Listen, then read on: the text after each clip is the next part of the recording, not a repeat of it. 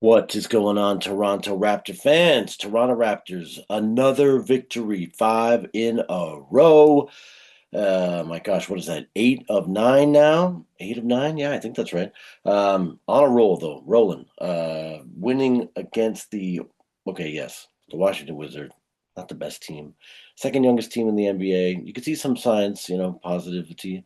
Cam Whitmore certainly seems to be a talent, and they've got a few other guys. Actually, they got a friend of my son's, Will Riley, born in Kitchener, Ontario, went to high school with my boys. So, but yeah, 140, 110, another punishing third quarter. I mean, um, last game we had 44 against the 76ers in a quarter. Here we've got 48.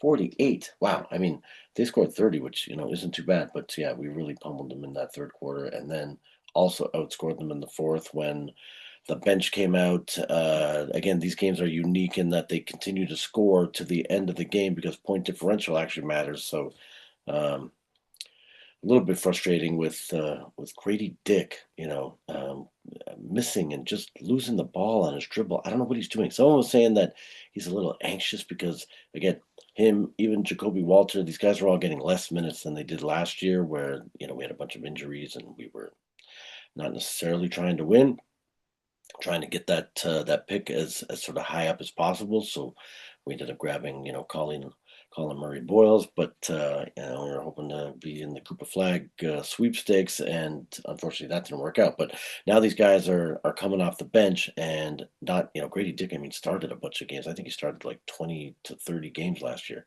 Jacoby Walter was starting games. Jacoby Walter was in minutes that counted at the end of games and hitting shots to win it in the last minute. And now they're only getting, let me just look at the minutes here. We got Grady Dick with 19, and again, that's elevated because of the 30-point differential, in the waning minutes, even though scoring was still important. I mean, Darko didn't want to just pummel the crap out of Washington, so he cleared the bench. I mean, even Garrett Temple was out there at the end, but it's frustrating with Grady Dick. I mean, how many turnovers did they account for him? They only called that he had two. It felt like he had more than that, but maybe if he loses the ball and it goes out of bounds, no, that should still count as a turnover. But yeah, he was 2 of 7 from the floor, 0 of 3 from 3-point range. I mean, Grady Dick is supposed to be a 3-point specialist. That's why we drafted this guy. I think it's great that he's also got the ability to take it to the hole. He can certainly dribble and he's got some hops even. He had a decent dunk. One of his two shots is 6 points that he had on the night. But yeah, 19 minutes, 6 points. And two of them came from the free throw line too, because he actually had two at the end to put it back to a 30-point lead. It was 28 they had scored. And then last possession, he got fouled carrying it up the floor. So, not the best. Jacoby Walter also coming off his best game of the year. I thought that was maybe going to be his breakout game of the season to get him rolling. But this game, sadly, 1 of 2 from the floor. He was having some dribbling problems as well and not getting shots off. The thing that's frustrating for me, I think, with these guys is there was a play which sadly my editor guy got the night off. So unfortunately, if you like that feature with actually showing some of the clips, I'll have to get back to that next time. But unfortunately, I have no ability to do that. Apologize. But so you're gonna have to use your mind's eye here. But the ball, the ball was moving pretty reasonably again. The Raptors seem to have gone away from their ISO, stuff, even though it did happen a couple of times where I think that they should not have tried to continue to hold on to the ball. Like RJ just wanted to muscle one in and ended up losing the ball. There was another Quickley play where he was just trying to go too crazy and dribble and out deke everyone, and you could tell that he just wanted to put it up, and he ended up not making that shot either. So I think they should stick to the ball movement. That's certainly where they're more successful. But the Grady Dick issue is him not being able to get the ball up. And there was a play where it went to him. He sort of hesitated a bit, but got it back into Scotty Barnes, who the defender came right to get to Barnes. So suddenly Grady Dick was open again in the corner. So Barnes whipped it right back to him. And still, he couldn't put it up quick enough. And I think he's hesitating because he's in his head thinking, I got to get points. I got to get minutes. there was a comment on the side that Darko was saying that they're trying to get him to kind of calm down and relax because this new role of coming off the bench has got him, in his head, not able to properly just focus and drain shots. He's thinking that I got to do everything while I'm on the floor here and getting some minutes, even though Darko was saying, listen, you're going to get some minutes. You're a rotation piece. We need you if we're going to do anything, especially to get past a round or two in the playoffs. So calm down.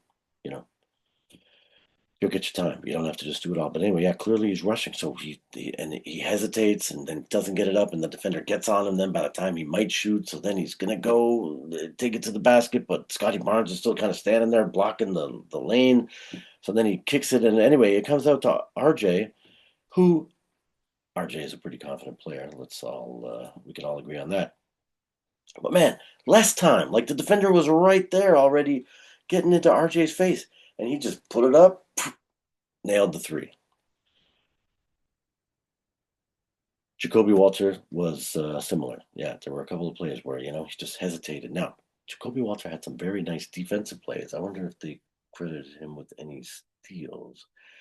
3 rebounds, 2 assists. Yeah, 3 steals. He definitely. Oh, even Grady Dick had 2 steals too. So good to see these guys contributing on the defensive end. I mean, the Raptors in general seem to be playing with the way Darko's got them. They're active hands, and if they're not blocking shots, they're walking right in over the behind the guy's shoulder and then wrestling the ball out, which is awesome.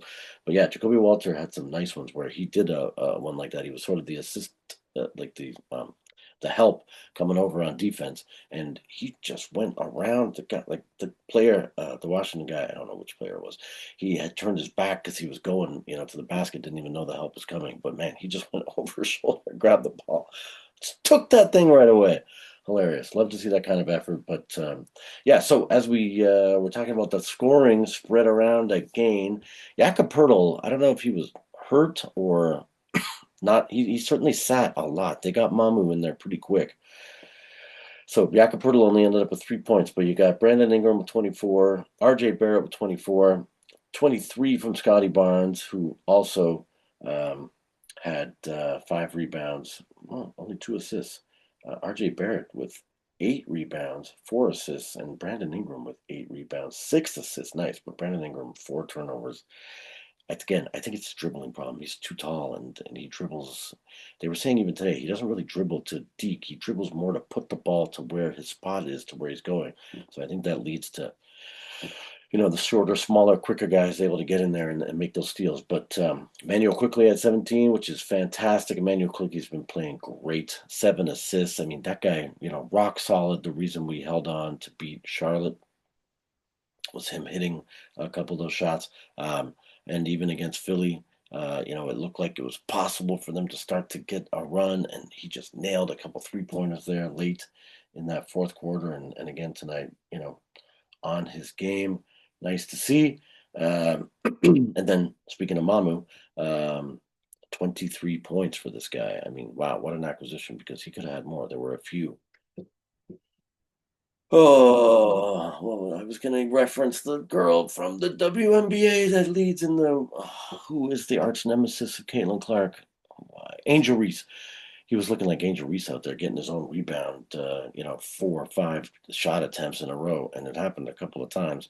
And then he was even missing some other shots that he hits. So it was interesting actually because Jamal Shed was mic'd up during the game, and they caught a clip of him saying to Mamu, "Get out of your own head.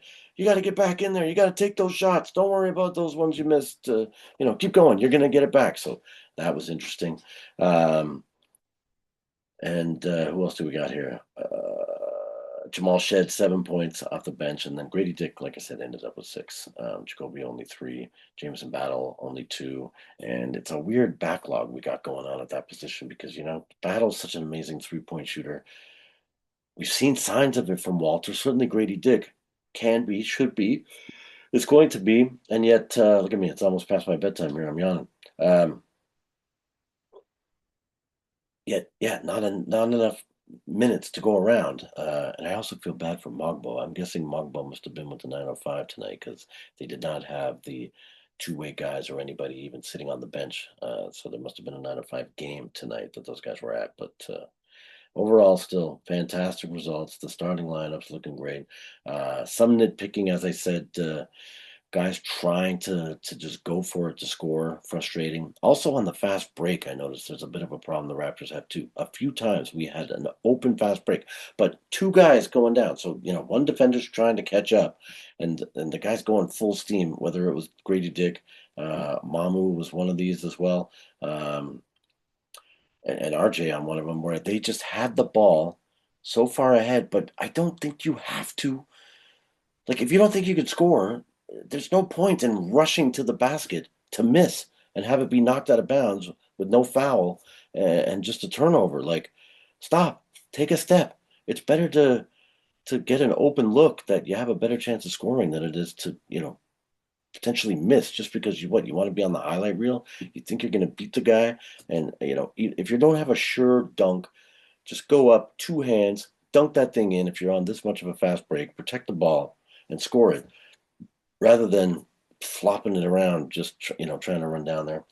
And another interesting thing, I was watching a little video where someone was talking about Emmanuel Quickly passing the ball to RJ Barrett too often.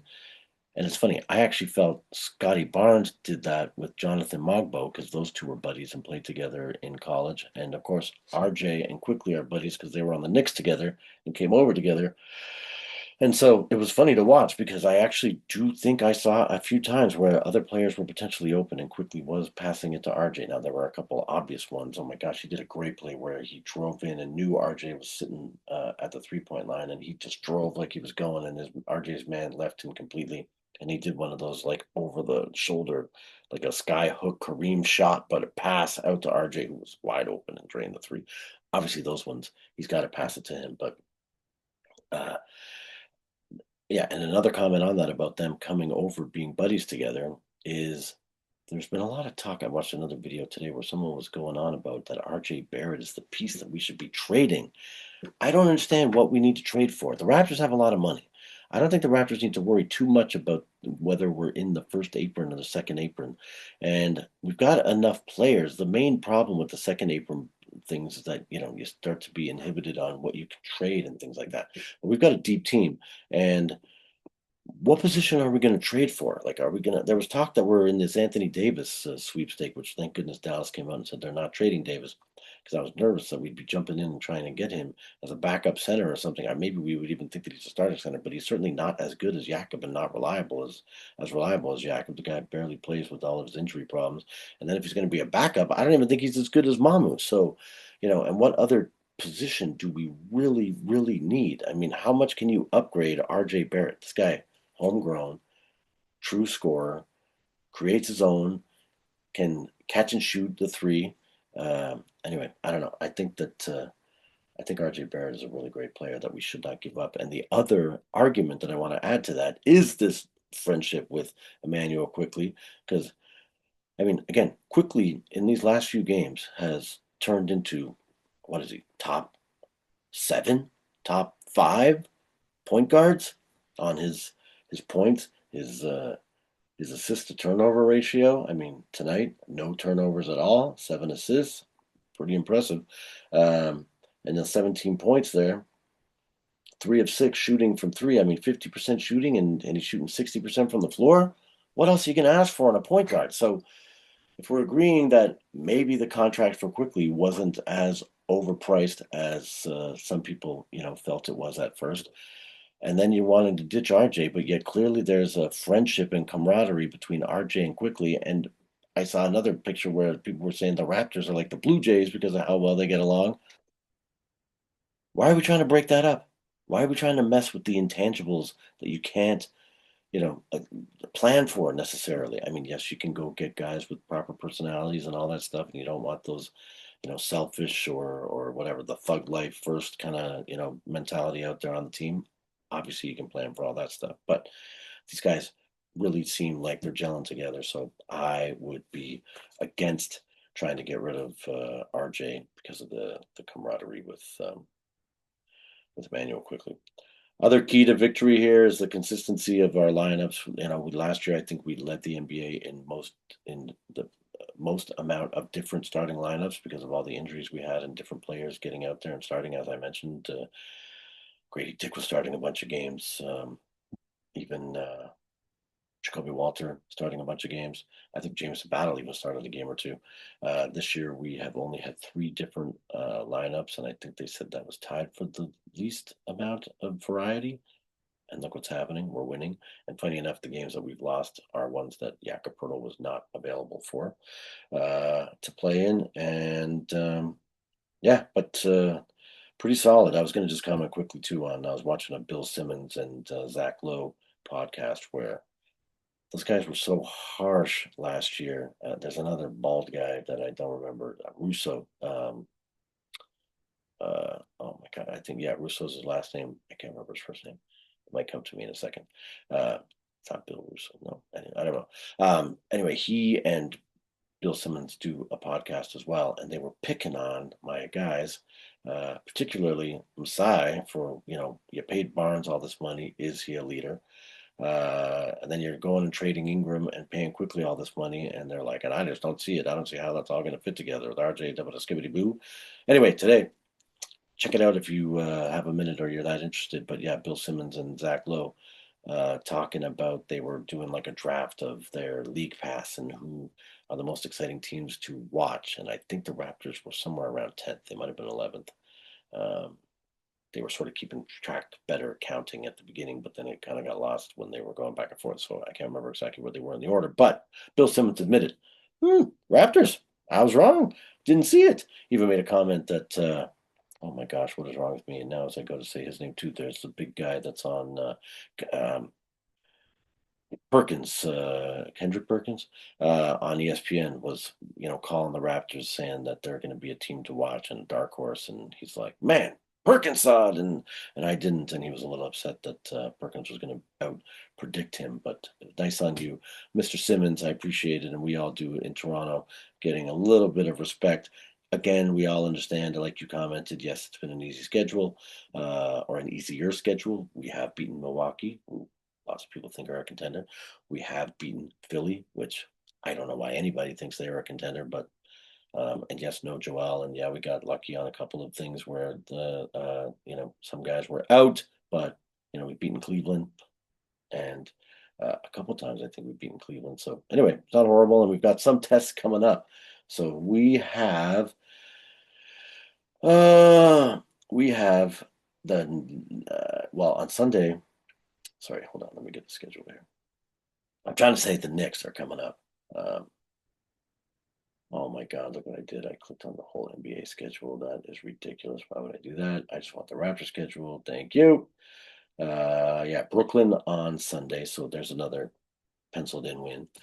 And then that's a back to back though. So we got Monday on the back end of a back to back. And if Donovan Mitchell, look at that, I pulled his name out. That was one I was forgetting the other day.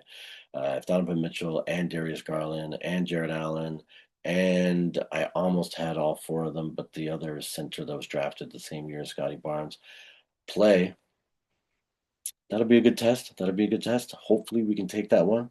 Um, that looks like it's at Toronto, so maybe we'll be able to take advantage of home court. Then we've got Indiana on Wednesday. I don't see why we don't beat Brooklyn. Let's say we're going to beat Cleveland, but we will have to keep our fingers crossed for that one. Indiana should be a sure win. Then we got Charlotte again, which I am shocked that Charlotte made that game as close as it was, that it came down, to the wire. So again, another win there. And then we've got the Knicks, and that will be a great test next Sunday, November 30th. But Knicks have a worse record than us. Brunson was out for some games, but I don't know. I don't think Carl Anthony Towns is a serious dude, and he's kind of a frivolous goofball out there a little bit, I think.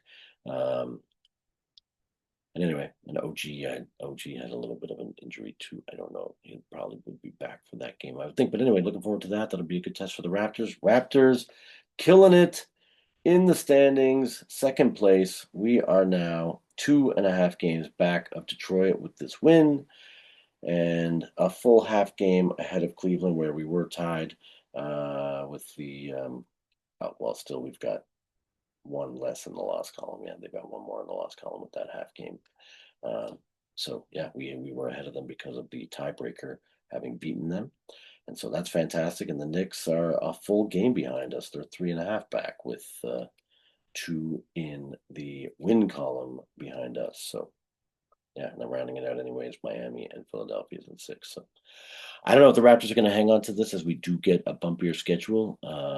And Bill Simmons' point was that the nice thing is, though, even with the weaker schedule and some of the luck we've had, we could end up being, 20-10 pretty easily. I think at this rate, we could end up with an even better margin than that. Like we could end up getting to 20 wins and only have 7 losses, um, which anyway just stacks up the wins for the division and then ends up making it harder for everyone to catch us. So phenomenal. Anyway, thank you for watching this far. Really appreciate it. The channel is all about basking in the victories, and we've got another one, and let's keep the momentum going.